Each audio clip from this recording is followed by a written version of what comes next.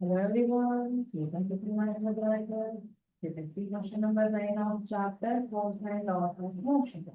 The law of inertia is also named as law of inertia in the theory. Option A Newton's first law of motion, option B Newton's second law of motion, option C Newton's third law of motion, option D law of conservation of momentum. The correct option is option A. Newton's first law of motion by the relativity. What is Newton's first law of motion? It is also called law of inertia. According to law of inertia, an object continues to be in state of rest or of uniform motion along the straight line unless acted upon by an unbalanced force. Unbalanced force ಅದ್ರ ಮೇಲೆ act ಆಗುವವರೆಗೂ ಅದು rest ಅಲ್ಲಿ ಇದ್ರೆ rest ಅಲ್ಲೇ continue ಆಗುತ್ತೆ.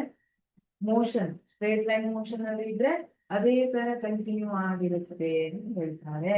C ಒಂದ್ ball ನೀವು ಕೇಳ್ತೀವಿ ಒಂದ್ ಬಾಲ್ ಉಳ್ಕೊಂಡು ಹೋಗ್ತಾ ಇದೆ ಸ್ಟೇಡಿಯಂ ನಲ್ಲಿ. ಸ್ವಲ್ಪ ಹೊತ್ತಾದ್ಮೇಲೆ ಯಾರು ಹಿಡ್ದಿಲ್ಲ ಅಂತ ಅದೇ ಸ್ಟಾಪ್ ಆಗುತ್ತೆ. ಇಲ್ಲಿ ಯಾರು ಫೋರ್ಸ್ ಅಪ್ಲೈ ಮಾಡ್ತಿದ್ದಾರೆ?